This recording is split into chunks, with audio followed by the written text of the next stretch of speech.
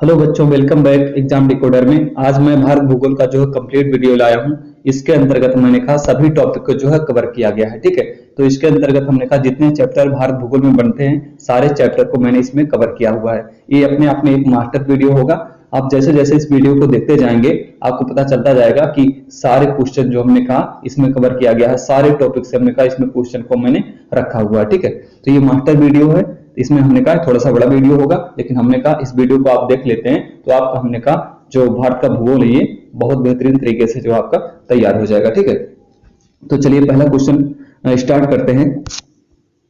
भारत क्षेत्रफल में विश्व का है, तो हमने कहा भारत का जो क्षेत्रफल है ये विश्व में कौन से क्रम पे आता है। तो क्षेत्रफल के अनुसार आप देखेंगे विश्व का सबसे बड़ा देश जो है वो कौन सा है, वो है आपका रूस। तो उस क्रम में भारत का कौन सा क्रम आता है, उस क्रम में भारत का आता है 7वां क्रम। ठीक है, अर्थात भारत विश्व का 7वां सबसे बड़ा देश है, कहने का मतलब ये हुआ। ठीक है, चलिए नेक्स्ट क्वेश्चन हमारा पोर्ट ब्लेयर स्थित है। तो हमने कहा पोर्ट ब्लेयर जो अंडमान निकोबार द्वीप समूह की राजधानी है ये कहाँ पर स्थित है। तो हमने कहा जो अंडमान निकोबार द्वीप समूह है ये बहुत सारे द्वीपों में विभाजित है, बहुत सारे द्वीप है इसमें। पोर्ट हमने कहा अंडमान निकोबार द्वीप समूह के अंतर्गत, तो जो उसकी राजधानी है पोर्ट ब्लेयर ये कहाँ पर स्थित है, किस द्वीप में स्थित है। तो ये हमने कहा दक्षिणी अंडमान में स्थित है। ठीक है, दक्षिणी अंडमान में पोर्ट ब्लेयर उसकी राजधानी अंडमान निकोबार द्वीप समूह की। ओके, नेक्स्ट क्वेश्चन हमारा कौन सी रेखा भारत से होकर गुजरती है। तो हमने कहा कौन सी रेखा भारत से होकर गुजरती है, कर्क रेखा, मकर रेखा, आर्कटिक रेखा, विषुवत रेखा। तो हमने कहा भारत से जो होकर रेखा गुजरती है वो कौन सी रेखा है, वो कर्क रेखा है। हमारे भारत से हमने कहा कौन सी रेखा होकर गुजरती है, कर्क रेखा होकर गुजरती है। कर्क रेखा भारत के 8 राज्यों से होकर गुजरती है। कितने राज्यों से, 8 राज्यों से। नेक्स्ट क्वेश्चन है भारत के पूर्वी समुद्री तट को किस नाम से जाना जाता है। तो हमने कहा जो भारत का पूर्वी समुद्री तट है उसको किस नाम से जाना जाता है, ये पूछा गया हमसे। तो भारत के पूर्वी समुद्री तट को किस नाम से जाना जाता है, जैसे हमने कहा ये हमारा भारत है, ठीक है, और ये जो हमारा ये पूर्वी तट होता है इसको किस नाम से जाना जाता है, ये पूछा गया। पश्चिमी तट किस नाम से जाना जाता है। तो जो आपका पूर्वी तट है इसको किस नाम से जाना जाता है, तो पूर्वी तट को कहते हैं हमने कहा कोरोमंडल तट। क्या कहते हैं, कोरोमंडल तट। ये वाला तट हमने कहा कोरोमंडल तट है, और ये वाला तट हमने कहा आपका जो है मालाबार तट है। ठीक है, ये वाला मालाबार तट है और ये वाला कोरोमंडल तट है। चलिए नेक्स्ट क्वेश्चन हमारा भारत की स्थलीय सीमा की लंबाई है। तो हमने कहा भारत की स्थलीय सीमा की लंबाई कितनी है, 7516 किलोमीटर, 6100 किलोमीटर, 15200 किलोमीटर, 6500 किलोमीटर। तो हमने कहा जो भारत की स्थलीय सीमा की लंबाई है वह कितनी है, वह है 15200 किलोमीटर भारत के स्थलीय सीमा की लंबाई है। ओके, अगला महत्वपूर्ण क्वेश्चन हमारा भारत की सर्वोच्च पर्वत शिखर कौन सी है। तो हमने कहा जो भारत की सर्वोच्च पर्वत शिखर है वो कौन सी है, माउंट एवरेस्ट, कंचनजंगा, गाड़विन आस्टविन, नंदा देवी। तो भारत का सर्वोच्च पर्वत शिखर वो आपका कौन सा है, वो है आपका गाड़विन आस्टविन। गाड़विन आस्टिन ये हमने कहा भारत का सर्वोच्च शिखर है। ओके, विश्व का सबसे सर्वोच्च शिखर कौन सा है, उसको आप जानते हैं माउंट एवरेस्ट, जो नेपाल में है, लेकिन इसीलिए भारत का नहीं कहा जाता है। भारत में कौन सी सर्वोच्च पर्वत शिखर है, वो है गाड़विन आस्टविन। प्रायद्वीपीय भारत में उच्चतम पर्वत है। तो हमने कहा जो प्रायद्वीपीय भारत में उच्चतम पर्वत श्रृंखला है ये पूछा गया है, उच्चतम चोटी ये पूछा गया है। तो दक्षिण भारत में हमने कहा साउथ इंडिया में जो सबसे ऊंची चोटी है वो कौन सी है, ये पूछा गया है। तो वह है हमारी अन्नाईमुड़ी। ठीक है, तो प्रायद्वीपीय भारत में उच्चतम पर्वत है या उच्चतम चोटी कौन सी है, तो वह है हमारी अन्नाईमुड़ी। ओके, अगर दूसरा सबसे ऊंची चोटी पूछा जाए तो वो दोदा बेट्टा है, लेकिन दक्षिण भारत की सबसे ऊंची चोटी कौन सी है, वो है आपकी अन्नाईमुड़ी। चलिए नेक्स्ट क्वेश्चन, पश्चिमी बंगाल में फरक्का बांध किस नदी पर बना है। तो पश्चिम बंगाल में का फरक्का बांध जो बना है वह किस नदी पर बना है। तो फरक्का बांध आप जानते हैं, हमने कहा ये किस नदी पर है, घाघरा नदी, गंगा नदी, दामोदर नदी, हुगली नदी। तो पश्चिम बंगाल में जो फरक्का बांध बनाया गया है ये बनाया गया आपके गंगा नदी पर। किस पर, गंगा नदी पर फरक्का बांध बना है। पश्चिम बंगाल का बांध है फरक्का बांध। ओके, फरक्का जो एक्सप्रेस चलती है हमने कहा इसी के नाम पर चलती है, फरक्का एक्सप्रेस, तो उसी का नाम है उनका फरक्का बांध, गंगा नदी बना है पश्चिम बंगाल में। नेक्स्ट क्वेश्चन हमारा निम्न में सबसे सूखा स्थान कौन है? तो हमने कहा सबसे सूखा स्थान कौन है ये पूछा गया हमसे।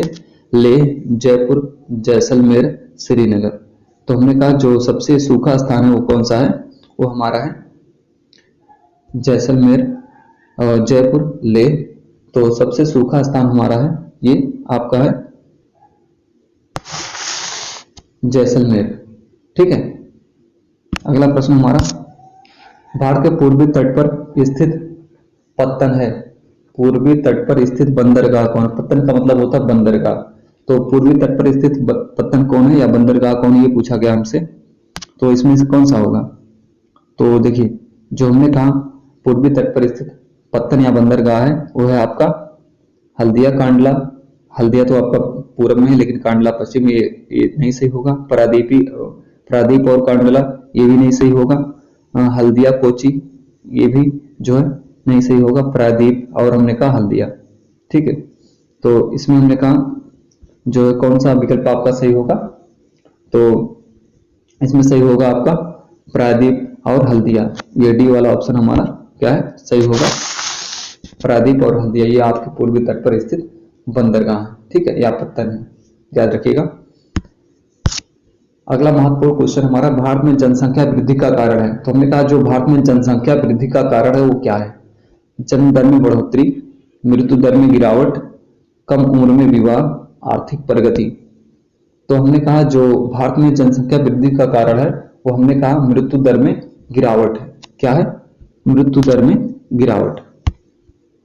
हमने कहा बहुत सारी मेडिकल सुविधाएं या हमने कहा बहुत सारे जो हमने कहा जो मेडिकल में हमने कहा यूज होने वाले इस प्रकार से बहुत सारे उपकरण या सुविधाएं हो गई हैं जिसके कारण हमने कहा जनसंख्या, हमने कहा मृत्यु दर में गिरावट आ गई है जिससे जनसंख्या हमारी बढ़ रही है। तो अब जन्म दर में बढ़ोतरी मत करिएगा, क्वेश्चन गलत हो जाएगा। जब पूछा जाए जनसंख्या वृद्धि का कारण क्या है तो हमने कहा मृत्यु दर को जो है कंट्रोल कर लिया गया है, मृत्यु दर को जो है नियंत्रित कर लिया गया है, इसलिए जनसंख्या बढ़ रही है। ओके। अगला प्रश्न हमारा, नवीनतम जनगणना के अनुसार भारत की जनसंख्या की औसत वार्षिक वृद्धि दर है। तो नवीनतम जनगणना के अनुसार भारत की जनसंख्या की औसत वार्षिक वृद्धि दर क्या है? घट रही है, बढ़ रही है, स्थिर है, तीव्र गति से बढ़ रही है। तो हमने कहा नवीनतम जनगणना के अनुसार जो भारत की जनसंख्या की औसत वार्षिक वृद्धि दर है क्या है? घट रही है कि बढ़ रही है कि स्थिर है? तो हमने कहा ये आपका स्थिर है। क्या है? औसत वार्षिक वृद्धि दर, सॉरी, औसत वार्षिक वृद्धि दर पूछा गया तो ये घट रही है। जो औसत वार्षिक वृद्धि दर है ये धीरे धीरे हमने कहा घट रही है। ठीक है, हर वर्ष देखेंगे आप तो हमने कहा औसत वार्षिक वृद्धि दर जो है ये घट रही है। जब स्थिर हो जाएगा तो हमने कहा ये जो है जनसंख्या के लिए या जनांकिकी के लिए अच्छा माना जाएगा। तो स्थिर एक दिन हम इसको स्थिर कर लेंगे, सरकार प्रयास कर रही है कि जनसंख्या का जो हमने कहा वृद्धि दर है उसको स्थिर कर लिया जाए। ठीक है। अगला प्रश्न हमारा, भारत में कितने राज्य और केंद्र शासित प्रदेश हैं? तो भारत में कितने राज्य और केंद्र शासित प्रदेश है? तो भारत में 28 राज्य और 8 केंद्र शासित प्रदेश है। कितने? 28 राज्य और 8 केंद्र शासित प्रदेश है भारत में। अगला महत्वपूर्ण क्वेश्चन हमारा, गुरु नानक का वास्तविक नाम था। तो गुरु नानक का जो हमने कहा वास्तविक नाम था क्या था? लहना, अंगद, नानक कुंवर, क्या था? तो गुरु नानक का वास्तविक जो नाम था वो था लहना। क्या नाम था? लहना था उनका जो असली नाम था बचपन का। ओके। नेक्स्ट क्वेश्चन है, उत्तर प्रदेश की सर्वाधिक जनसंख्या वाली जनजाति कौन है? तो हमने कहा उत्तर प्रदेश की सर्वाधिक जनसंख्या वाली जनजाति कौन है? थारू, बुक्सा, खरवार, सहरिया। तो उत्तर प्रदेश में हमने कहा सर्वाधिक संख्या में जो जनजाति निवास करती है वो है आपकी थारू जनजाति। चलिए अगला प्रश्न, लेपचा भूटिया जनजातियों का निवास स्थान है। लेपचा भूटिया जनजातियों का निवास स्थान है उड़ीसा, सिक्किम, मेघालय, मिजोरम। तो लेपचा और भूटिया जो जनजातियां रहती है हमने कहा ये सिक्किम राज्य में निवास करती हैं। कहाँ इन जनजातियों का विस्तार है? तो सिक्किम जनजाति, हमने कहा सिक्किम राज्य में इन जनजातियों का विस्तार है, लेपचा और भूटिया जनजातियों का। ओके। नेक्स्ट क्वेश्चन हमारा, भारत में सबसे बड़ी जनजाति समूह कौन है? तो भारत की हमने कहा सबसे बड़ी जनजाति समूह कौन सी है? संथाल, थारू, भील या गोंड। भारत में सबसे बड़ी जनजाति समूह कहने का मतलब हमने कहा किन जनजातियों की सबसे ज्यादा जनसंख्या है भारत में। ठीक है, किनकी संख्या ज्यादा है ये पूछा गया है। तो हमने कहा ये गोंड जनजाति की जो है जनसंख्या हमने कहा भारत में सबसे ज्यादा है। इन समूहों की संख्या सबसे ज्यादा गोंड जनजातियां पाई जाती हैं, ठीक है, भारत में। अगला प्रश्न हमारा, भील जनजाति कहाँ पाई जाती है? महाराष्ट्र में, असम में, उड़ीसा में, गोवा में। तो हमने कहा जो भील जनजाति पाई जाती है ये कहाँ पर पाई जाती है? ये पाई जाती है आपकी हमने कहा महाराष्ट्र में। भील जनजातियां महाराष्ट्र में पाई जाती हैं, महाराष्ट्र में निवास करती हैं भील जनजातियां। ओके, अगला क्वेश्चन हमारा, सर्वाधिक नगरीकृत राज्य है महाराष्ट्र, गोवा, दिल्ली, उत्तर प्रदेश।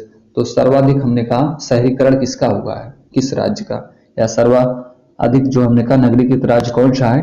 तो सर्वाधिक नगरीकृत राज्य हमारा है कौन? महाराष्ट्र है। ओके, चलिए अगला क्वेश्चन है, भारत का सबसे कम लिंगानुपात वाला राज्य है। तो भारत का हमने कहा जो सबसे कम लिंगानुपात वाला राज्य है वो कौन सा? हरियाणा है, या राजस्थान है, या सिक्किम है, या मिजोरम है। सबसे कम लिंगानुपात वाला राज्य मतलब 1000 पुरुषों के पीछे महिलाओं की संख्या बहुत कम है, ये किस राज्य में है? तो हमने कहा सबसे कम लिंगानुपात वाला जो राज्य है आपका वो है हरियाणा है। ओके, चलिए नेक्स्ट क्वेश्चन, जनसंख्या की दृष्टि के अनुसार भारत का सबसे छोटा राज्य है। तो जनसंख्या की दृष्टि के अनुसार भारत का सबसे छोटा राज्य कौन सा है? तो जनसंख्या की दृष्टि से देखा जाए तो सबसे छोटा राज्य कौन सा हमारा है? वह है हमारा सिक्किम। कौन सा? सिक्किम है, ठीक है। जनसंख्या के अनुसार सबसे छोटा राज्य कौन है जिसकी जनसंख्या सबसे कम होगा? आपका है सिक्किम है। अगला प्रश्न हमारा, भारत के पूर्वी तट पर सर्वश्रेष्ठ प्राकृतिक बंदरगाह है। तो हमने कहा पूर्वी तट पर जो सबसे अच्छा बंदरगाह है वो कौन सा प्राकृतिक बंदरगाह कौन सा है? कोलकाता बंदरगाह, चेन्नई बंदरगाह, या हमने कहा तूतीकोरिन बंदरगाह, या विशाखापत्तनम बंदरगाह। तो पूर्वी तट पर हमने कहा जो सबसे सर्वश्रेष्ठ प्राकृतिक बंदरगाह है वो आपका वो विशाखापत्तनम बंदरगाह है। कौन सा है? विशाखापत्तनम बंदरगाह। ओके, चलिए अगला प्रश्न हमारा, भारत का सबसे बड़ा बंदरगाह कौन सा है? तो हमने कहा जो भारत का सबसे बड़ा बंदरगाह है वो कौन सा है? विशाखापत्तनम है, मुंबई है, तूतीकोरिन है, या कांडला है। तो भारत का जो सबसे बड़ा बंदरगाह है वो आपका मुंबई बंदरगाह है। कौन सा? मुंबई बंदरगाह सबसे बड़ा बंदरगाह है। इसकी क्षमता बहुत ज्यादा है, यहाँ पर हमने कहा बहुत सारे कंटेनर या हमने कहा बोट वगैरह यहाँ पर हमने कहा आ सकते हैं। तो इसकी क्षमता हमने कहा क्षेत्रफल के अनुसार जहां पर हमने कहा ज्यादा भार वहन करने की क्षमता है वो मुंबई बंदरगाह है। अगला प्रश्न हमारा, दक्षिण पश्चिमी रेलवे का मुख्यालय कहाँ है? दक्षिण पश्चिमी रेलवे का मुख्यालय कहाँ पर है? तो आपका जो दक्षिण पश्चिमी रेलवे का मुख्यालय है आपका हुबली में है। कहाँ पर है? हुबली में, ठीक है। हाँ, जो रेलवे जोन हमने कहा दक्षिण पश्चिमी रेलवे जोन कहाँ पे है? हुबली में। हुबली पड़ता है आपका कर्नाटक राज्य में। चलिए अगला प्रश्न हमारा, निम्नलिखित में से किस स्थान पर रेलवे जोन का मुख्यालय स्थित है? किस स्थान पर रेलवे जोन का मुख्यालय स्थित है? कानपुर में। तो कानपुर में कोई रेलवे जोन नहीं है। हाजीपुर में, देखिए कानपुर में कोई रेलवे जोन नहीं है। लखनऊ में भी कोई रेलवे जोन नहीं है। जलपाईगुड़ी, यहाँ पर भी कोई रेलवे जोन नहीं है। तो जो रेलवे जोन वाला हमने कहा शहर है वो आपका कौन सा है? हाजीपुर। हाजीपुर में हमने कहा रेलवे जोन, हाजीपुर पड़ता है आपका बिहार में, ठीक है। चलिए अगला क्वेश्चन हमारा, भारत में किस शहर को इलेक्ट्रॉनिक उद्योग की राजधानी कहा जाता है? इलेक्ट्रॉनिक उद्योग की राजधानी कहा जाता है चेन्नई को, बंगलुरु को, कानपुर को, या कोयम्बटूर को। तो भारत में हमने कहा जिसको इलेक्ट्रॉनिक उद्योग की राजधानी कहा जाता है वो आपका बंगलुरु है। कौन सा शहर है? बंगलुरु। बंगलुरु को इलेक्ट्रॉनिक उद्योग की राजधानी कहा, मतलब यहाँ इलेक्ट्रॉनिक सामान बहुत बनते हैं इसीलिए हमने कहा इलेक्ट्रॉनिक उद्योग की राजधानी कहते हैं बंगलुरु को। अगला प्रश्न है, भिलाई संयंत्र किसकी मदद से स्थापित किया गया? तो हमने कहा जो भिलाई संयंत्र है ये किसकी मदद से स्थापित किया गया है? रूस की मदद से, या जर्मनी की मदद से, या ब्रिटेन की मदद से, या हमने कहा यूएसए की मदद से। तो हमने कहा जो भिलाई आपका स्टील प्लांट लगाया गया था, इस्पात संयंत्र कारखाना जो लगाया गया था किसकी मदद से स्थापित किया गया था ये पूछा गया है। तो ये हमने कहा रूस की मदद से स्थापित किया गया था आपका भिलाई संयंत्र। भिलाई हमने कहा जो छत्तीसगढ़ में शहर है भिलाई, वहां पर हमने कहा जो स्टील प्लांट है। हमारे जो 4 प्रमुख स्टील प्लांट है आप जानते हैं, एक आपका बोकारो है, दूसरा आपका हमने कहा जो है राउरकेला में है, तीसरा हमने कहा भिलाई में है, चौथा आपका हमने कहा दुर्गापुर बंगाल में है, ठीक है। तो कभी कभी ये भी पूछे जाते हैं भिलाई कहाँ पर है, तो भिलाई उड़ीसा में है। बोकारो कहाँ पर है, झारखंड में है या बिहार के अंतर्गत है। या हमने कहा आपका जो दुर्गापुर है कहाँ पर है, इस्पात संयंत्र, तो आपका बंगाल में है, ठीक है। तो इस प्रकार से हमसे पूछे जाते हैं। तो भिलाई संयंत्र किसकी मदद से लगाया गया, ये प्लांट रूस की मदद से। अगला प्रश्न हमारा, भारत में अभ्रक का सर्वाधिक उत्पादक राज्य है। भारत में अभ्रक का सर्वाधिक उत्पादक राज्य कौन है, तो अभ्रक का जो सर्वाधिक उत्पादन करता है जो राज्य, वो है आपका आंध्र प्रदेश राज्य, ठीक है। भारत में आंध्र प्रदेश राज्य हमारा अभ्रक का सबसे ज्यादा उत्पादन करता है। चलिए नेक्स्ट क्वेश्चन है, भारत में ऊर्जा का मुख्य स्रोत क्या है। तो हमने कहा भारत में जो ऊर्जा का मुख्य स्रोत है वो क्या है, आणविक, तापीय, सौर, जल विद्युत। तो हमने कहा भारत में ऊर्जा का जो मुख्य स्रोत है वो आपका जल विद्युत है,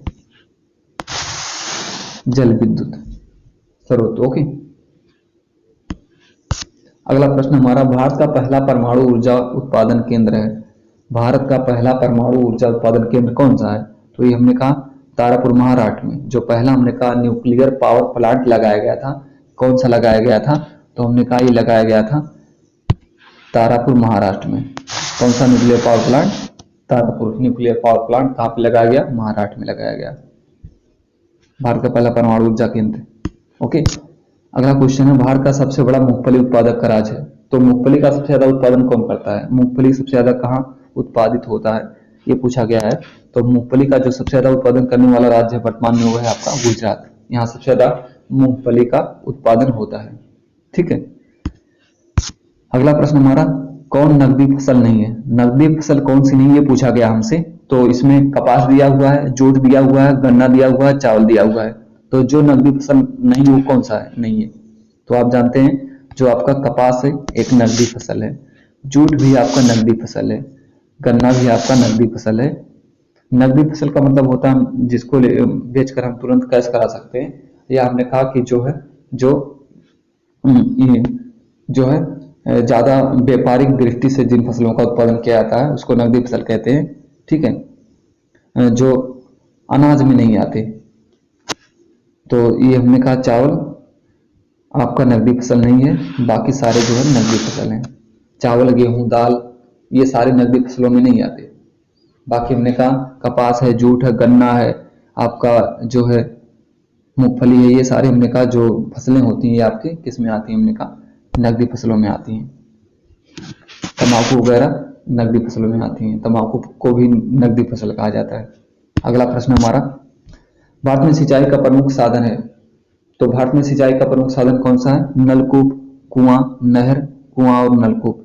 तो भारत में सिंचाई का जो प्रमुख साधन है वो आपका क्या है, वो है आपका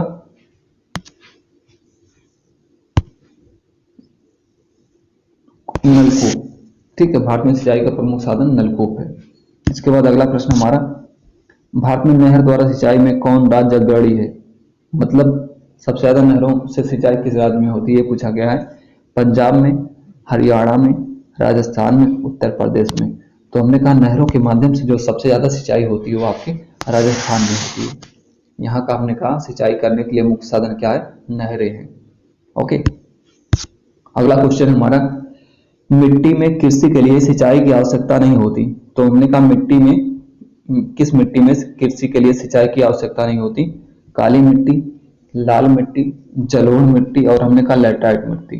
तो हमने कहा जिसमें सिंचाई की आवश्यकता नहीं होती वो आपकी कौन सी मिट्टी है, वो लैटराइट मिट्टी। लैटराइट मिट्टी में हमने कहा सिंचाई की आवश्यकता नहीं होती, मतलब नाम मात्र सिंचाई हो जाए लेकिन ज्यादा सिंचाई की आवश्यकता नहीं होती लैटराइट मिट्टी में।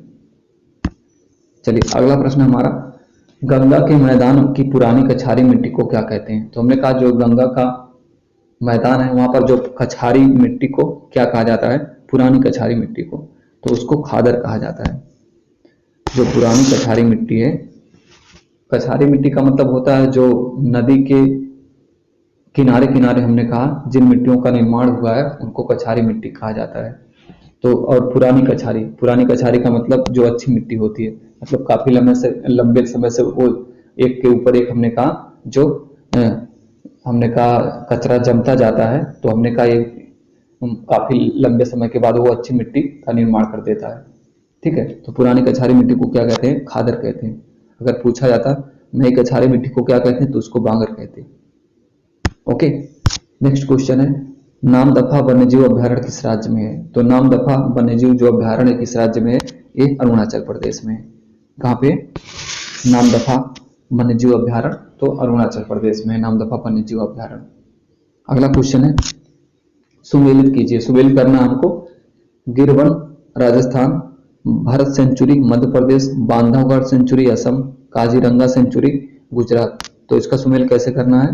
तो आप जानते हैं गिरवन का सुमेल करना, हमने कहा गिरवन आपका गुजरात, इसका सुमेल कर देना गुजरात, और भरत सेंचुरी का सुमेल कर देना राजस्थान, और जो हमने कहा बांधवगढ़ सेंचुरी का मिलाट कर देना मध्य प्रदेश से, और काजीरंगा का सुमेल कर देना आप असम से। ओके, चलिए नेक्स्ट क्वेश्चन है हमारा दाचीग्राम वन्यजीव अभ्यारण्य किस राज्य में है? तो दाचीग्राम जो वन्यजीव अभ्यारण्य है कहाँ पे है, किस राज्य में है? तो दाचीग्राम वन्यजीव अभ्यारण्य आपकी जम्मू कश्मीर में है। कहाँ पर है? जम्मू कश्मीर में दाचीग्राम वन्यजीव अभ्यारण्य, जम्मू कश्मीर। अगला है निम्नलिखित में से कौन सा अभ्यारण्य जंगली हाथियों के लिए प्रसिद्ध है? तो हमने कहा कौन सा अभ्यारण्य जो है जंगली हाथियों के लिए प्रसिद्ध है, ये पूछा गया हमसे। तो कौन सा अभ्यारण्य होगा जो हमने कहा जंगली हाथियों के लिए प्रसिद्ध है? वो है आपका पेरियार अभ्यारण्य। कौन सा? पेरियार। पेरियार जो हमने कहा केरला में अभ्यारण्य है, ये जंगली हाथियों के लिए जाना जाता है। भारत में सबसे ज्यादा जंगली हाथियां कहाँ पाई जाती हैं? पेरियार अभ्यारण्य में। ओके, पेरियार है आपका केरल में। अगला क्वेश्चन है पश्चिमी घाट पर पाई जाने वाली वनस्पति का प्रकार है। तो पश्चिमी घाट पर हमने कहा किस प्रकार की वनस्पतियां सबसे ज्यादा पाई जाती हैं, ये पूछा गया हमसे। हमने कहा जो आपका ये जो आपका पश्चिमी घाट है ये वाला ठीक है, यहाँ पर किस प्रकार की वनस्पतियां पाई जाती हैं? तो हमने कहा यहाँ पर वनस्पतियां पाई जाती हैं आपकी सदाबहार वनस्पतियां। कौन सी? सदाबहार वनस्पतियां। चलिए अगला क्वेश्चन हमारा भारत में सर्वाधिक वन किस प्रकार के पाए जाते हैं? तो भारत में हमने कहा सर्वाधिक प्रकार के जिन वनों की अधिकता पाई गई है वो कौन से हैं? मानसूनी वन। हमारे यहाँ सबसे ज्यादा मानसूनी वन पाए जाते हैं। कौन से वन? मानसूनी वन। मानसूनी वन ऐसे होते हैं हमने कहा जो हमने कहा कि जैसे आपके मानसूनी वन कौन है? जैसे हमने कहा महुआ, आम, ठीक है, शीशम, सागौन, इन वनों को मानसूनी वन कहा जाता है। ये सारी वनस्पतियां मानसूनी वन के उदाहरण हैं। ओके, चलिए अगला प्रश्न हमारा देश में सर्वाधिक वन क्षेत्र किस राज्य में है? देश में सर्वाधिक वन क्षेत्र किस राज्य में है? मध्य प्रदेश में, मिजोरम में, छत्तीसगढ़ में या अरुणाचल प्रदेश में? तो हमने कहा देश में सर्वाधिक वन कहाँ पाए जाते हैं, यहाँ सबसे ज्यादा क्षेत्रफल पर वन कहाँ फैले हुए हैं? तो ये आपके मध्य प्रदेश राज्य में सर्वाधिक वनों का विस्तार है। ठीक है, अगर परसेंट में पूछा जाता तो आप मिजोरम बताते, सर्वाधिक वन प्रतिशत पूछा जाता तो कौन सा राज्य बताते? मिजोरम बताते। क्षेत्रफल पूछा गया है तो सबसे ज्यादा वन कहाँ पर है ये पूछा जाए तो आप मध्य प्रदेश बताइएगा। अगला क्वेश्चन हमारा किस राज्य में वनों का सर्वोच्च प्रतिशत है? तो प्रतिशत में पूछा गया है कि सर्वोच्च प्रतिशत वनों का किस राज्य में है? तो ये हमने कहा आपका मिजोरम। मतलब हमने कहा कम क्षेत्रफल पर ज्यादा वन कहाँ पाए जाते हैं? तो हमने कहा मिजोरम में। ठीक है, बहुत घने वन कहाँ पर है? मिजोरम में। अगला क्वेश्चन हमारा भारतीय वन अनुसंधान संस्थान कहाँ स्थित है? तो हमने कहा जो भारतीय वन अनुसंधान संस्थान है ये देहरादून में स्थित है या भोपाल में, लखनऊ में या दिल्ली में? तो भारतीय वन अनुसंधान संस्थान जो है हमने कहा कहाँ पर है? ये है आपका भोपाल में, भारतीय वन अनुसंधान संस्थान। अगला क्वेश्चन हमारा राष्ट्रीय पर्यावरण शोध संस्थान कहाँ स्थित है? राष्ट्रीय पर्यावरण शोध संस्थान जिसको हम नीरी भी कहते हैं, नेशनल इन्वायरमेंटल रिसर्च इंस्टीट्यूशन। तो ये हमने कहा राष्ट्रीय पर्यावरण शोध संस्थान कहाँ स्थित है, जिसको नीरी कहते हैं। आपसे कभी कभी केवल मात्र पूछ लिया जाता है नीरी कहाँ स्थित है, तो ये नीरी आपका कहाँ पे है? ये आपका नागपुर में है, जिसको राष्ट्रीय पर्यावरण शोध संस्थान कहते हैं। कहाँ पे? बहुत ज्यादा पूछा जाता है ये संस्थान, तो आप बताएंगे नागपुर में है नीरी। अगला क्वेश्चन हमारा प्रति इकाई क्षेत्रफल सर्वाधिक गेहूं उत्पादित कौन राज्य करता है? प्रति इकाई क्षेत्रफल सर्वाधिक गेहूं उत्पादित, मतलब हमने कहा थोड़े से क्षेत्रफल ज्यादा उत्पादन होता है गेहूं का। मतलब अगर एक बीघा में देखेंगे तो हमने कहा एक बीघा में यहाँ पर बहुत ज्यादा उत्पादन होता है। ठीक है, अगर दूसरी जगह से तुलना करें तो हमने कहा प्रति इकाई क्षेत्रफल सर्वाधिक गेहूं का उत्पादन कौन करता है? पंजाब राज्य करता है। ठीक है, अगर आपसे ऐसा पूछा गया होता कि सर्वाधिक गेहूं का उत्पादन करने वाला राज्य कौन सा है, तब हमारा उत्तर प्रदेश होता है, क्योंकि उत्तर प्रदेश का क्षेत्रफल ज्यादा है पंजाब से, उत्तर प्रदेश बड़ा है पंजाब से। तो यहाँ पर हमने कहा सबसे ज्यादा गेहूं उत्पादित कहाँ होता है, हमारे उत्तर प्रदेश में। लेकिन हमने कहा प्रति हेक्टेयर के हिसाब से सबसे अच्छा उत्पादन कौन करता है, वो पंजाब करता है, मतलब कम खेत में ज्यादा उत्पादन करता है, ये बात हुई। अगला क्वेश्चन हमारा, सर्वाधिक जूट उत्पादन करने वाला राज्य है, तो हमने कहा सर्वाधिक जूट उत्पादन करने वाला राज्य कौन है, तो यह है आपका बंगाल। सबसे ज्यादा जो जूट का उत्पादन होता है बंगाल। जूट वही होता है जो हमने कहा जैसे बोरे वगैरह बनते हैं, उसको जूट कहा जाता है। जो रस्सियां बनती हैं या बोरे बनते हैं या थैले बनते हैं, तो वो आपसे जूट से बनता है। तो सर्वाधिक जूट का उत्पादन करने वाला राज्य कौन सा है, बंगाल। अगला हमारा है, किस फसल के उत्पादन में भारत शीर्ष पर है, तो किस फसल के उत्पादन में भारत शीर्ष पर है, चाय के उत्पादन में, चावल के उत्पादन में, आलू के उत्पादन में या गन्ना के उत्पादन में।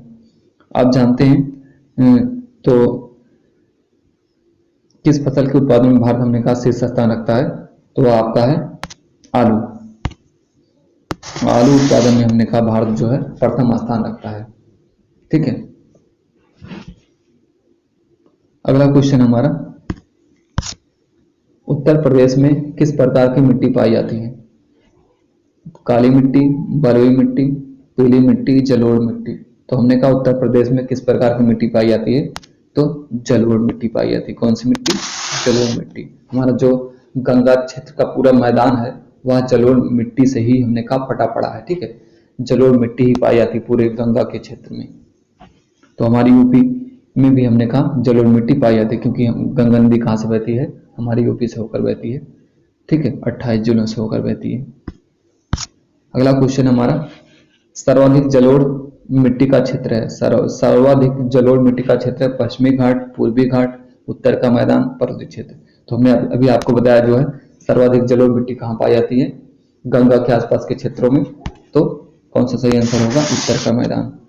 उत्तर के मैदान से ही तो गंगा होकर बहती है, तो यहीं पर जलोढ़ मिट्टी का निर्माण होता है। जलोढ़ मिट्टी का निर्माण कैसे हुआ है, जो हमने कहा गंगा अपने साथ सारे जो है जो मलबा इकट्ठा करके लाती है और हमने कहा अपने आसपास के क्षेत्रों में बिछा देती है, धीरे धीरे करके हमने कहा वह मिट्टी बन जाती है, उसी को कहा जाता है जलोढ़ मिट्टी। अगला क्वेश्चन हमारा, कपासी मिट्टी किसे कहा जाता है, जलोढ़ मिट्टी को, काली मिट्टी को, लेटराइट मिट्टी को, लवड़ी मिट्टी को। तो कपासी मिट्टी आप जानते हैं, कपासी मिट्टी काली मिट्टी को कहते हैं। काली मिट्टी या कपासी मिट्टी दोनों एक ही बात है, क्योंकि जो सबसे ज्यादा कपास का उत्पादन होता है वो किस मिट्टी में होता है, काली मिट्टी में। और काली मिट्टी का क्षेत्र आप जानते हैं दक्षिण भारत का दक्कन का पठार है। अगला क्वेश्चन हमारा, भारत में किस प्रकार की मिट्टी का क्षेत्रफल सर्वाधिक है, तो भारत में किस प्रकार की मिट्टी का क्षेत्रफल सर्वाधिक है, जलोढ़ का या काली मिट्टी का, लाल का या मरुस्थली का। तो सबसे ज्यादा जो हमने कहा क्षेत्रफल के अनुसार देखा जाए तो जलोढ़ मिट्टी का क्षेत्रफल सबसे ज्यादा है, भारत में सबसे ज्यादा जलोढ़ मिट्टी पाई जाती है। ओके, नेक्स्ट क्वेश्चन है, सर्वाधिक कोयला किस क्रम की चट्टानों से निकाला जाता है, तो जो कोयला निकाला जाता है, जो कोयले का खनन होता है, ये सबसे ज्यादा हमने कहा किस प्रकार की चट्टानों में कोयला पाया जाता है, ये पूछा गया है। तो हमने कहा जो सबसे ज्यादा कोयला पाया जाता है वो कुड़प्पा क्रम की चट्टानों से पाया जाता है। अगर आपसे हमने कहा खनिज पूछा जाता है, वैसा खनिज हमने कहा धातु वगैरह, ठीक है, सोना चांदी या हमने कहा अन्य खनिज पूछा जाता तो धारवाड़ क्रम की चट्टान आप बताते, क्योंकि हमने कहा जो धात्विक खनिज पाया जाता है वो धारवाड़ क्रम की चट्टानों में पाया जाता है, और जो कोयला खनिज पाया जाता है वो कुड़प्पा क्रम की चट्टानों में पाया जाता है। आप जानते हैं जो कोयला पाया जाता है वो किस प्रकार की चट्टान पाया जाता है, अवसादी चट्टान में। अगला प्रश्न हमारा, भारत में सर्वाधिक खनिज संसाधन का क्षेत्र है, तो हमने कहा भारत में जो सर्वाधिक खनिज संसाधन का क्षेत्र है वह है दक्कन ट्रेप, नागपुर पठार, मेघालय क्षेत्र, पश्चिमी घाट। सर्वाधिक खनिज संसाधन का क्षेत्र कौन सा है, नागपुर का पठार। जो आपका नागपुर का पठार हमने कहा यही जो हमारा सर्वाधिक जो है खनिज संसाधन का क्षेत्र है, नागपुर का पठार, ठीक है। सबसे ज्यादा खनिज इसी क्षेत्र में पाया जाता है, नागपुर के पठार में। अगला क्वेश्चन है, जावर क्षेत्र किस लिए जाना जाता है, तो हमने कहा जो जावर क्षेत्र है ये किस के लिए जाना जाता है, किस खनिज के लिए जाना जाता है, कोयला के लिए या चांदी के लिए या तांबा के लिए या सोना के लिए। तो जो जावर का क्षेत्र हमने कहा ये जाना जाता है आपका जो है तांबा के लिए। किसके लिए? तांबा के लिए। या यहाँ जस्ता दिया रहता तो जस्ता के लिए भी जाना जाता है जावर, क्योंकि हमने कहा जो आपका जस्ता है तांबा ये दोनों साथ में ही पाए जाते हैं, दोनों खनिज। हमने कहा ये जो आपका जस्ता है और तांबा ये हमेशा दोनों खनिज हमने कहा जुड़वा खनिज की तरह साथ में ही पाए जाते हैं। तो जावर क्षेत्र हमारा जाना जाता है, जावर क्षेत्र आपका राजस्थान में पड़ता है, ये तांबा और जस्ता के लिए जाना जाता है। ठीक है, अगला प्रश्न हमारा, भारत में सर्वाधिक चांदी का उत्पादन करने वाला राज्य है। तो हमने कहा भारत में जो सर्वाधिक चांदी का उत्पादन करता है वो कौन सा राज्य है?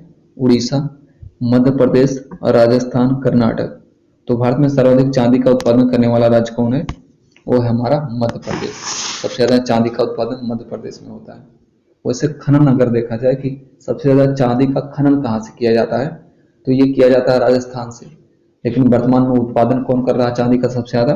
वो मध्य प्रदेश में। मतलब सबसे ज्यादा चांदी कहाँ से निकाला जाता है? राजस्थान से। और उत्पादन कहाँ किया जाता है? उत्पादन का मतलब हमने कहा जो जब खान से निकाला जाता है चांदी को, उसके बाद जो उसका रिफाइन किया जाता है, जो उसको साफ किया जाता है, उसी को उत्पादन कहना कहते हैं। ठीक है, उसकी सफाई की जाती है चांदी की, तो ये मध्य प्रदेश में होता है। अगला प्रश्न हमारा, सर्वाधिक तांबे का खनन किस राज्य से होता है? तो हमने कहा जो सर्वाधिक तांबे का खनन होता है वो आपके राजस्थान से होता है। कहाँ से? राजस्थान से। और खेतड़ी खान है एक राजस्थान में, वो हमारे भारत में प्रसिद्ध है तांबे के खनन के लिए, खेतड़ी खान। तो सर्वाधिक तांबे का खनन कहाँ से होता है? राजस्थान से होता है। अगला महत्वपूर्ण क्वेश्चन है, भारत में सर्वाधिक वर्षा मुख्यतः प्राप्त होती है। तो आप देख पा रहे होंगे कि हमने कहा इस वीडियो के अंदर हमने कहा सारे टॉपिक को कवर किया है हमने। ठीक है, कोई भी टॉपिक आपका छूटेगा नहीं इस वीडियो के अंदर, क्योंकि सारे चैप्टर मैंने इस टॉपिक में जो है कवर कर दिए हैं। भारत में सर्वाधिक वर्षा मुख्यतः प्राप्त होती है उत्तरी पूर्वी मानसून से, वापस होती मानसून से, दक्षिण पश्चिमी मानसून से, या हमने कहा संवहनिक वर्षा से। तो हमने कहा भारत में जो सर्वाधिक वर्षा मुख्यतः होती है वो किस मानसून से होती है? दक्षिणी पश्चिमी मानसून से। दक्षिणी पश्चिमी मानसून से। यही हमने कहा भारत में वर्षा का मुख्य कारण है दक्षिणी पश्चिमी मानसून। ठीक है, अगला क्वेश्चन है, भारत की वर्षा ऋतु में सबसे पहले वर्षा कहाँ होती है? तो जब बरसात का मौसम आता है या वर्षा ऋतु आती है तो सबसे पहले कहाँ पर बरसात होती है पूछा गया। किस राज्य से बरसात शुरू होती है पूछा गया है। तो हमने कहा बरसात कहाँ से शुरू होती है? केरल से। सबसे पहले हमने कहा 5 या 10 जून के बीच में हमने कहा बरसात कहाँ से शुरू होती है? केरल राज्य से शुरू होती है। अगला क्वेश्चन हमारा, भारत के उत्तरी मैदान में शीतकाल में वर्षा होती है। तो हमने कहा जो भारत के उत्तरी मैदान में शीतकाल में वर्षा होती है वो किस कारण होती है? आप देखते होंगे कि ठंडियों में हमारे यहाँ वर्षा होती है, यूपी या हमने कहा दिल्ली या बिहार के क्षेत्रों में जो हमने कहा ठंडी के मौसम में वर्षा होती है वो किस कारण होती है पूछा गया हमसे। तो पश्चिमी विक्षोभ से, बंगाल की खाड़ी की मानसून शाखा से, अरब सागर की मानसून शाखा से, लौटते हुए मानसून से। तो हमने कहा जो उत्तर भारत में सर्दियों में वर्षा होती है वो पश्चिमी विक्षोभ के कारण होती है। पश्चिमी विक्षोभ कहाँ से? हमने कहा जो आपका भूमध्य सागर का क्षेत्र है वहां पे जो विक्षोभ उत्पन्न होता है उसके कारण हवाएं चलती है हमने कहा पूरब की तरफ, और वो वहां से हमने कहा वर्षा लेकर आती है। अगला क्वेश्चन हमने कहा भारत के किस राज्य में जाड़े के मौसम में वर्षा होती है? तो भारत के किस राज्य में जाड़े के मौसम में वर्षा होती है? तो ये जो जाड़े के मौसम में वर्षा होती है आपके तमिलनाडु में होती है। कहां पर होती है? तमिलनाडु में। या इसको लौटता हुआ मानसून की वर्षा भी कहते हैं। तो हमने कहा दक्षिण भारत में जो जाड़े के मौसम में वर्षा होती है वो लौटते हुए मानसून से वर्षा होती है। चलिए अगला क्वेश्चन है, आम्र वर्षा है आमों की बौछार, आम का टपकना, बिहार एवं बंगाल में मार्च में अप्रैल में होने वाली वर्षा, आम की फसल। तो आम्र वर्षा क्या है? तो आम्र वर्षा हमने कहा जो बिहार एवं बंगाल में मार्च और अप्रैल के में महीना में वर्षा होती है उसको हमने कहा आम्र वर्षा कहा जाता है। बिहार एवं बंगाल के क्षेत्र में हमने कहा मार्च और अप्रैल के महीने में जो वर्षा होती है उसको क्या कहते हैं? आम्र वर्षा कहते हैं। ठीक है, बिहार एवं बंगाल के क्षेत्र में मार्च और अप्रैल में होने वाली जो वर्षा उसको आम्र वर्षा कहते हैं, क्योंकि आम में जो हमने कहा बौर आता है इसी समय आता है, इसीलिए इसको आम्र वर्षा कहा गया है। भारत के कोरोमंडल तट पर सर्वाधिक वर्षा होती है। तो भारत के हमने कहा कोरोमंडल तट पर सर्वाधिक वर्षा किससे होती है?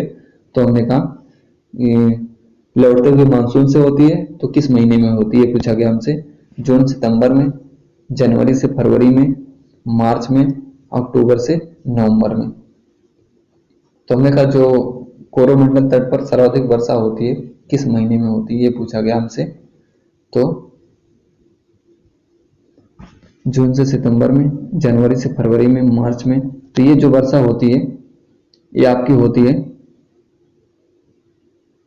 अक्टूबर नवंबर में। कब होती है? अक्टूबर नवंबर में। तो तमिलनाडु में जो लौटते हुए मानसून से वर्षा होती है और ठंडी में वर्षा होती है किस महीने में होती है? अक्टूबर नवंबर में होती है। चलिए नेक्स्ट क्वेश्चन हमारा, भारतीय मानसून को कौन प्रभावित नहीं करता? तो हमने कहा भारतीय मानसून को कौन प्रभावित नहीं करता? Jet stream, gulf stream, Tibet का पठार, एल नीनो। तो जो हमने कहा भारत का मानसून है इसमें से कौन सा फैक्टर उसको प्रभावित नहीं करता? Jet stream, gulf stream, Tibet का पठार, एल नीनो। तो इसमें जो प्रभावित नहीं करता वो आपका है गल्फ स्ट्रीम। गल्फ स्ट्रीम एक हमने कहा महासागरीय जलधारा है जो आप जानते हैं अटलांटिक महासागर में चलती है और एक गर्म जलधारा है। आपसे पूछा जाता है गल्फ स्ट्रीम कैसी जलधारा है? तो गर्म जलधारा है। कहाँ चलती है? तो हमने कहा अटलांटिक महासागर में चलती है। और जो हमने कहा भारतीय मानसून को प्रभावित नहीं करता, यही नहीं करती। बाकी जेट स्ट्रीम भारतीय मानसून को प्रभावित करता है। और हमने कहा जो आपका तिब्बत का पठार है ये भी भारतीय मानसून को हमने कहा प्रभावित करता है। और एल नीनो ये भी भारतीय मानसून को प्रभावित करता है। गल्फ स्ट्रीम जो भारतीय मानसून को प्रभावित नहीं करती। चलिए अगला क्वेश्चन हमारा, काकरापारा परियोजना किस नदी से संबंधित है? तो हमने कहा जो काकरापार परियोजना है ये किस नदी से संबंधित है या किस नदी पर बनाया गया है काकरापारा परियोजना? ठीक है, काकरापारा परियोजना किस राज्य में, ये भी पूछा जाता है आपसे। तो काकरापारा परियोजना जो है गुजरात राज्य में है। किस नदी पर बनाया गया इसको? तो ये बनाया गया आपका ताप्ती नदी पर। किस नदी पर? ताप्ती नदी पर। अगला क्वेश्चन हमारा, भारत की सबसे बड़ी बहुउद्देशीय नदी घाटी परियोजना है। तो भारत की जो सबसे बड़ी बहुउद्देशीय नदी घाटी परियोजना है वो कौन सी है? वो है दामोदर घाटी परियोजना। सबसे बड़ी बहुउद्देशीय नदी घाटी परियोजना कौन सी है? दामोदर घाटी परियोजना। किस राज्य में है? तो ये है आपका बंगाल में है। कहां पे? बंगाल राज्य में। ठीक है, दामोदर घाटी परियोजना किस राज्य में? बंगाल राज्य में। अगला क्वेश्चन हमारा, हुंड्रू जलप्रपात निर्मित है। तो हमने कहा जो हुंड्रू जलप्रपात है जिसको वाटरफॉल कहते हैं, हुंड्रू वाटरफॉल, ये किस नदी पर है? तो ये आपके स्वर्ण रेखा नदी पर। किस नदी पर? स्वर्ण रेखा नदी पर। और स्वर्ण रेखा नदी कहाँ बहती है? उड़ीसा राज्य में। किस राज्य में बहती है स्वर्ण रेखा नदी? उड़ीसा राज्य में। उसी पर हुंड्रू जलप्रपात है।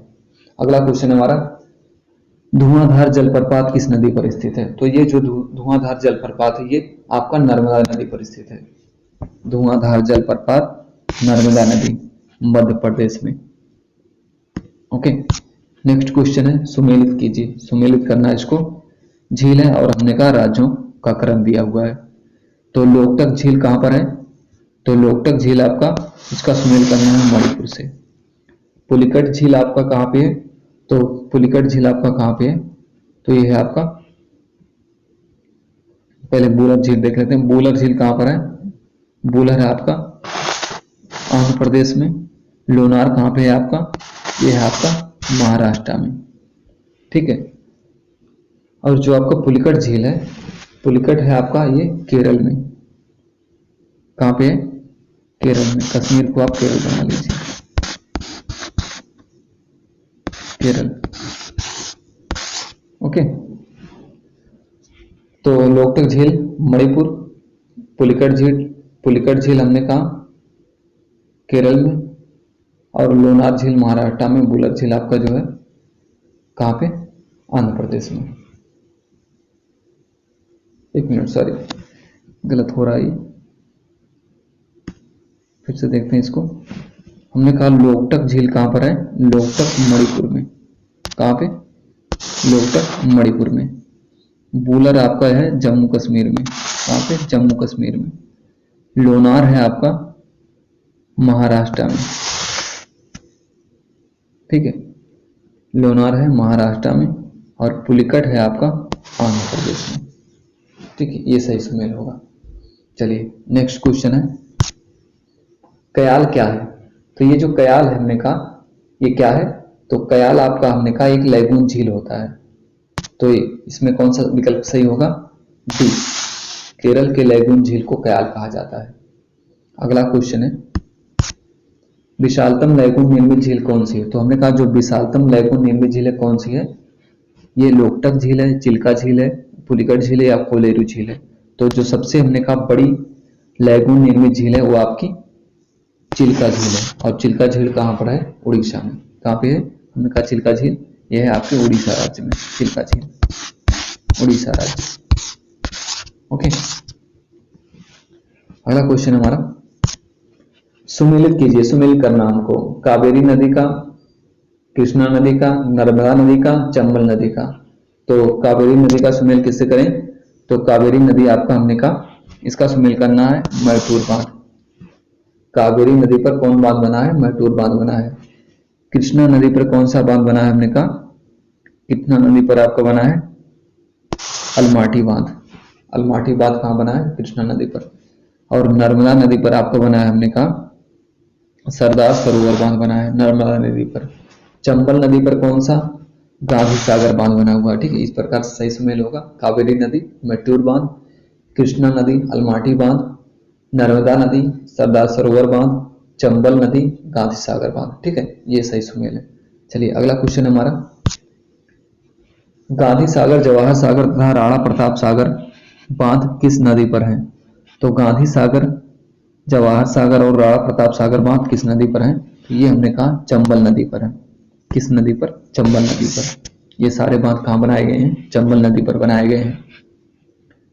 अगला क्वेश्चन है, कोयना बांध किस राज्य में अवस्थित है? तो कोयना बांध किस राज्य में अवस्थित है? गुजरात में, कोयना बांध। तो कोयना बांध किस राज्य में है? गुजरात राज्य में। अगला क्वेश्चन हमारा, कौन सा शहर गंगा के तट पर नहीं बसा हुआ है? तो कौन सा शहर गंगा के तट पर नहीं बसा हुआ है? कानपुर, पटना, प्रयाग, दिल्ली। तो देखिए कौन से शहर गंगा के किनारे बसे हुए हैं? तो आपका कानपुर शहर जो है बसा हुआ है गंगा के तट पर, पटना भी गंगा के तट पर बसा हुआ है, प्रयाग भी आपका गंगा के किनारे बसा हुआ है, लेकिन दिल्ली आपका गंगा के किनारे नहीं बसा हुआ है। तो सही विकल्प कौन सा होगा? दिल्ली।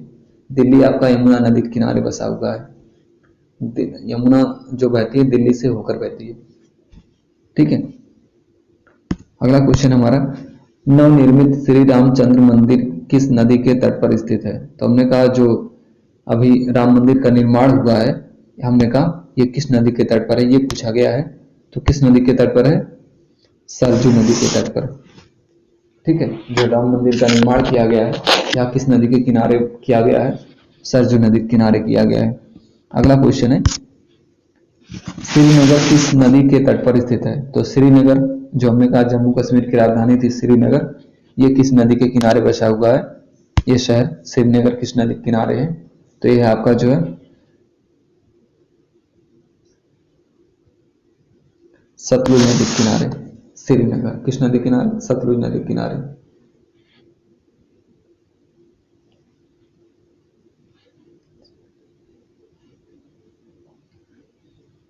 सॉरी, सतलुज नदी नहीं, इसको आपका झेलम नदी,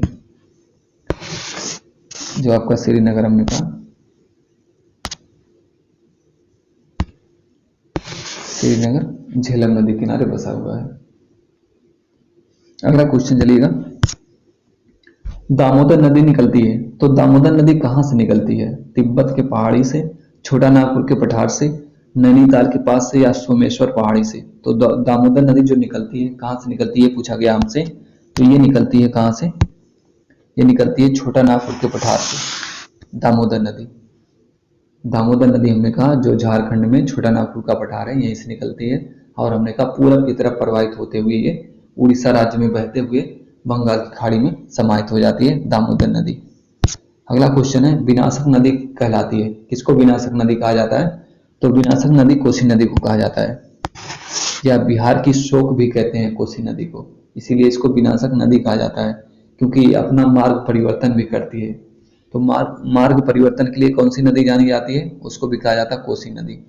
ठीक है, अगला क्वेश्चन हमारा, गोदावरी नदी का उद्गम स्थल है, तो जो गोदावरी नदी का उद्गम स्थल है कौन सा है, मुल्ताई पहाड़ी से, त्रियंबक पहाड़ी से, जानापाव पहाड़ी से, बरनगिरी पहाड़ी से। तो हमने कहा जो गोदावरी नदी का उद्गम है वह किस नदी से उसका उद्गम है, तो हमने कहा गोदावरी नदी निकलती है त्रियंबक पहाड़ी से।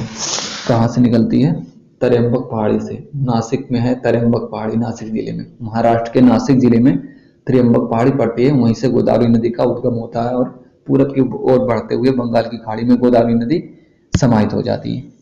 चलिए अगला क्वेश्चन हमारा, कौन सी नदी भरंस घाटी से होकर बहती है, तो भरंस घाटी से होकर कौन सी नदी बहती है, नर्मदा बहती है। कौन सी नदी, नर्मदा। नर्मदा और ताप्ती दोनों नदियां हमने कहा सतपुड़ा के भरंस से होकर बहती है, जो सतपुड़ा पहाड़ है उसके भरंस से होकर कौन सी नदी बहती है, नर्मदा और ताप्ती दोनों बहती हैं। तो विकल्प में कौन सा सही होगा, नर्मदा नदी सही होगा। अगला क्वेश्चन हमारा, सुंदरबन का डेल्टा कौन सी नदी बनाती है, तो हमने कहा जो सुंदरबन का डेल्टा बनाती है कौन सी नदी बनाती है, गंगा नदी, ब्रह्मपुत्र नदी, नर्मदा, ताप्ती नदी। तो गंगा, ब्रह्मपुत्र नदी। कौन सा सुंदरबन का डेल्टा बनाती है, तो गंगा और ब्रह्मपुत्र, ये दोनों नदियां हमने कहा सुंदरबन का डेल्टा बनाती हैं, गंगा और ब्रह्मपुत्र दोनों नदियां। गंगा हमारे भारत से होकर बहती हुए जाती है और जो है ब्रह्मपुत्र हमने कहा जो है उधर से पूर्वी भारत से, ये पश्चिमी भारत से, दोनों बहकर आपस में मिल जाती हैं और उसके बाद हमने कहा ये सुंदरबन के डेल्टा का निर्माण करती हैं। चलिए अगला क्वेश्चन है, हिमाचल प्रदेश में स्थित दर्रा है, हिमाचल प्रदेश में कौन सा दर्रा है, सिपकिला दर्रा, नथुला दर्रा, जलेपला दर्रा, चोजिला दर्रा। ठीक है, तो जो हमने कहा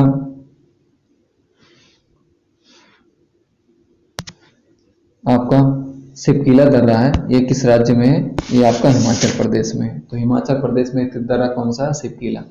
नथुला दर्रा कहाँ पर है, सिक्किम में। जलेपला दर्रा कहाँ पर, हमने कहा ये भी आपका सिक्किम में। जोजिला दर्रा कहाँ पर है, ये आपका जम्मू कश्मीर में। ये सारे दर्रे पूछे जाते हैं। सिपकिला दर्रा किस राज्य में है, तो हमने कहा हिमाचल प्रदेश में। नाथुला दर्रा किस राज्य में है, सिक्किम राज्य में है। जलेपला दर्रा किस राज्य में है, ये भी सिक्किम राज्य में है। और जो जिला दर्रा किस राज्य में है, ये भी आपका जो हमने कहा जम्मू कश्मीर में है जो जिला दर्रा। चलिए अगला क्वेश्चन हमारा, खैबर दर्रा किस देश में स्थित है, तो खैबर दर्रा हमने कहा ये आपका अफगानिस्तान में है। दर्रा का मतलब होता है तो पहाड़ों के बीच में जो हमने कहा सकरा रास्ता होता है जिससे होकर इस पार से उस पार जा, पहाड़ के इस पार से होकर उस पार जा सकते हैं, उसको दर्रा कहा जाता है। ये इस रास्ते का कार्य करता है दर्रा। अगला क्वेश्चन हमारा, सुमेलित कीजिए, नाथुला दर्रे का सुमेल किससे करें, तो नाथुला दर्रा का सुमेल आपको करना है सिक्किम से। बोमडीला दर्रा का सुमेल किससे करना है, बोमडीला दर्रा का सुमेल करना है अरुणाचल प्रदेश से। तुजू दर्रा का सुमेल किससे करना है, तुजू दर्रा का सुमेल करना है मणिपुर से। सिपकिला दर्रा का सुमेल करना है आपको सिक्किम से। ठीक है, ये सही सुमेल होगा आपका। नाथुला हमने कहा नाथुला हिमाचल प्रदेश, बोमडीला अरुणाचल प्रदेश, तुजू दर्रा मणिपुर में, सिपकिला दर्रा सिक्किम में। चलिए अगला क्वेश्चन हमारा नेक्स्ट, बोमडीला दर्रा भारत के किस राज्य में है, तो बोमडीला जो दर्रा हमने कहा किस राज्य में है, तो अरुणाचल प्रदेश में है बोमडीला दर्रा, अरुणाचल प्रदेश में। अगला क्वेश्चन, कोडाइकनाल किस पर्वत श्रृंखला पर स्थित है, तो जो हमने कहा कोडाइकनाल है ये किस पर्वत श्रृंखला पर है, कोडाइकनाल जो हमने कहा एक पर्यटन स्थल है, लोग यहाँ घूमने वगैरह जाते हैं। और ये कोडाइकनाल हमने कहा साउथ इंडिया में कहां पर, किस पहाड़ी पर स्थित है, ये पालनी पहाड़ी पर स्थित है। आप देखेंगे हमने कहा जो आपका ये साउथ का इलाका है, ठीक है, ये वाला क्षेत्र, ये वाला क्षेत्र, यहाँ पर हमने कहा एक पालनी पहाड़ियां हैं, पालनी पहाड़ियां फैली हुई हैं और इसी पर हमने कहा जो स्थान है आपका कोडाइकनाल पर्यटन स्थल है वो स्थित है पालनी की पहाड़ियों पर। अगला क्वेश्चन हमारा, निम्नलिखित में से किस पर्वतमाला को सह्याद्री के नाम से जाना जाता है, कौन सी पर्वतमाला को सह्याद्री कहा जाता है पूछा गया है। तो हमने कहा जो पश्चिमी घाट है इसको सह्याद्री भी कहते हैं, पश्चिमी घाट को क्या और कहते हैं, सह्याद्री कहते हैं, ये वाला क्षेत्र। ठीक, कौन सा? हमने कहा भारत का जो ये वाला क्षेत्र है इसको क्या कहते हैं? पश्चिमी घाट कहते हैं, और इसी का दूसरा नाम सह्याद्री है। सॉरी, चलिए आगे। हिमालय की हिमालय की चोटी को सागरमाथा कहते हैं। हमने कहा हिमालय की किस चोटी को सागरमाथा कहते हैं? तो जो हमने कहा माउंट एवरेस्ट है, इसी को सागरमाथा कहा जाता है। माउंट एवरेस्ट का दूसरा नाम क्या है? सागरमाथा। नेपाल में लोग जो हमने कहा माउंट एवरेस्ट को क्या कहते हैं? सागरमाथा कहते हैं। तो हमने कहा किस चोटी को सागरमाथा कहा जाता है? वो हमने कहा माउंट एवरेस्ट को कहा जाता है। सतलज में कई नदियों के बीच हिमालय का कौन सा प्रादेशिक विभाग है? तो हमने कहा सतलज में नदियों के बीच हिमालय का कौन सा प्रादेशिक विभाग स्थित है? पंजाब हिमालय, कुमायूं हिमालय, नेपाल हिमालय, असम हिमालय। ठीक है, तो जो हमने कहा पंजाब हिमालय है या कुमायूं हिमालय है, तो सतलज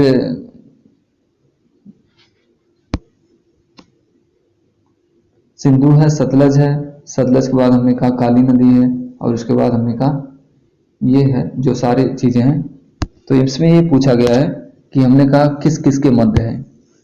तो जो हमने कहा सतलज नदियों के मध्य में हिमालय का कौन सा भाग है? तो ये आपका कुमायूं हिमालय है। कौन सा? कुमायूं हिमालय। अगला क्वेश्चन हमारा, भारत की कौन सी पर्वत श्रेणी नवीनतम है? सह्याद्री, अरावली, सतपुड़ा, हिमालय। तो सबसे नवीनतम पर्वत श्रेणी कौन सी होगी इसमें? तो जाहिर सी बात है हिमालय पर्वत होगा, क्योंकि हिमालय पर्वत को युवा पर्वत कहा जाता है, क्योंकि इसका विस्तार अभी भी हो रहा है, इसकी ऊंचाई अभी बढ़ रही है, इसीलिए इसको हमने कहा जो है मोरदार पर्वत, या हमने कहा नवीनतम पर्वत माला कहा जाता है हिमालय को। बाकी सह्याद्री, अरावली, सतपुड़ा ये तो प्राचीन पर्वत है, ये पुराने पर्वत कहलाते हैं। नवीनतम पर्वत का उदाहरण कौन सा है? हिमालय पर्वत है। अगला क्वेश्चन हमारा, भारत किस गोलार्ध में स्थित है? भारत किस गोलार्ध में है? तो हमने कहा जो भारत जिस गोलार्ध में स्थित है उसको कहा जाता है उत्तरी पूर्वी गोलार्ध। कौन सा? उत्तरी पूर्वी गोलार्ध। ऑप्शन आपका ये सही होगा, भारत जो स्थित है उत्तरी पूर्वी गोलार्ध में स्थित है। जैसे आप देखते हैं ना, ये है हमारा, और इसके बाद आप देखेंगे इसको, तो एक मिनट,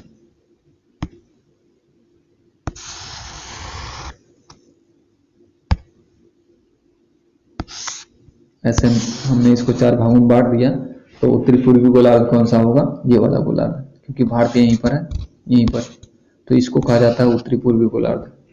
इसको कहते हैं हमने कहा पूर्वी दक्षिणी गोलार्ध, इसको कहा जाता है पश्चिमी दक्षिणी गोलार्ध, इसको कहते हैं उत्तरी पश्चिमी गोलार्ध, और भारत हमने कहा इस गोलार्ध में है। चलिए अगला क्वेश्चन हमारा, भारतीय क्षेत्र में स्थित 2 ज्वालामुखी द्वीप हैं। तो हमने कहा हमारे यहाँ बस मात्र 2 ज्वालामुखी पाए जाते हैं, और वो 2 ज्वालामुखी द्वीप कौन कौन से हैं ये पूछा गया है। तो ज्वालामुखी द्वीप आपके कौन कौन से हैं? हमने कहा बैरम एवं नारकोंडम है। ऑप्शन सी हमारा सही है, बैरम एवं नारकोंडम द्वीप, ये दोनों हमने कहा ज्वालामुखी द्वीप हैं, जो अंडमान निकोबार द्वीप समूह में स्थित है। चलिए अगला प्रश्न है, भारत की सबसे लंबी अंतर्राष्ट्रीय सीमा किस देश के साथ है? तो जो भारत की सबसे लंबी अंतर्राष्ट्रीय सीमा स्पर्श करती है वह किस देश के साथ स्पर्श करती है पूछा गया है। तो ये करती है हमने कहा बांग्लादेश के साथ। तो जो सबसे लंबी अंतर्राष्ट्रीय सीमा लगी हुई है भारत की, या सबसे लंबा बॉर्डर जो लगा हुआ भारत का किस देश के साथ लगा हुआ है? बांग्लादेश के साथ लगा हुआ है। अगला प्रश्न है, भारत में कितने राज्य समुद्र के किनारे हैं? तो भारत में समुद्र के किनारे अगर देखा जाए तो टोटल कुल कितने राज्य हैं? जैसे हमने कहा ये जो भारत है आप देखेंगे यहाँ से, तो हमने कहा जो समुद्र के किनारे बसे हुए राज्य हैं ये कितने हैं, ये पूछा गया हमसे। तो जो समुद्र के किनारे बसे हुए राज्य हैं वो टोटल कितने हैं? टोटल आपके 9। कितने हैं? 9। ठीक है, अब यहाँ से देखेंगे 9 राज्य कौन कौन से।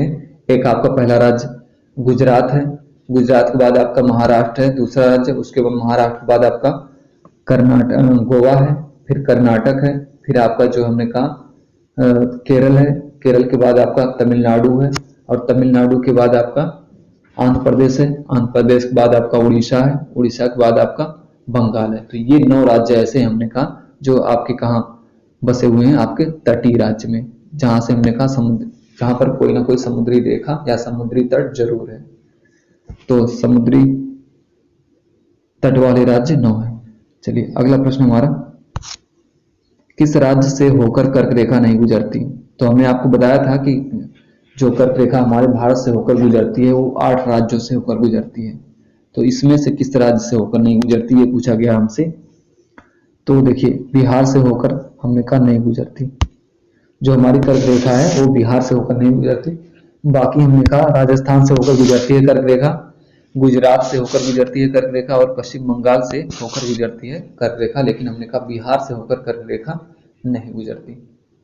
ठीक है, तो गुजरती है ये किस किस राज्य से? तो ये आपके क्या कहते हैं, मध्य प्रदेश, वो क्या कहते हैं, गुजरात, उसके बाद राजस्थान, उसके बाद मध्य प्रदेश, फिर छत्तीसगढ़, फिर हमने कहा आपका झारखंड, फिर बंगाल, फिर आपका जो हमने कहा त्रिपुरा और मिजोरम। ये 8 राज्य है जहां से कर्क रेखा होकर गुजरती है। चलिए अगला प्रश्न, भारतीय तट रेखा की लंबाई है। तो भारतीय तट रेखा की लंबाई कितनी है? तो हमने कहा जो भारतीय तट रेखा की लंबाई है वो है 6100 किलोमीटर, 6200 किलोमीटर, या हमने कहा 6500 किलोमीटर या 6175 किलोमीटर। जो तट रेखा की लंबाई है वो आपकी 6100 किलोमीटर है। ठीक, अगला क्वेश्चन हमारा, सबसे ज्यादा समुद्री तट को स्पर्श करने वाला भारतीय राज्य कौन है? सबसे ज्यादा समुद्री तट को स्पर्श करने वाला, स्पष्ट नहीं स्पर्श करने वाला भारतीय राज्य कौन सा है? तो ये कौन सा है हमारा? गुजरात है। मतलब ये इसकी सीमा जो सबसे ज्यादा समुद्र से लगी हुई है, गुजरात राज्य की। अगला क्वेश्चन हमारा, सबसे ज्यादा समुद्री तट को, वही क्वेश्चन हमारा गुजरात। ठीक है, तो चलिए ये हमने कहा मास्टर वीडियो था अपने आप में, क्योंकि इसके अंदर मैंने जो है जो भारत का भूगोल होता है उसके सारे टॉपिक को जो है कवर किया हुआ है। ठीक है, सारे टॉपिक को मैंने टच किया हुआ है इस वीडियो के अंदर। तो ये हमने कहा अपने आप में एक मास्टर वीडियो है, और मैंने इसको जो है बहुत जो है सारे क्वेश्चन खोज के इसमें रखा है ताकि आपका कोई टॉपिक छूटे ना। ठीक है, और ये मास्टर वीडियो अगर आप पढ़ लेते हो और हमने कहा 2-3 बार इसको रिवाइज कर लेते हो तो आपको हमने कहा आपका जो भारत का भूगोल होगा ये हमने कहा इसकी अच्छी एक जो है पकड़ हो जाएगी भारत के भूगोल में आपकी। ठीक है, तो चलिए इसी के साथ इस वीडियो को समाप्त करते हैं। ठीक है, तो पूरा वीडियो देखने के लिए आपको जो है थैंक यू वेरी मच, और नेक्स्ट वीडियो देखने के लिए हमने कहा चैनल को सब्सक्राइब कर लीजिए। ठीक है, और इसका जो हमने कहा बेल आइकन है उसको दबा लीजिए ताकि हमने कहा आने वाले सारे नोटिफिकेशन आपको प्राप्त होते रहे। ठीक है, थैंक यू वेरी मच।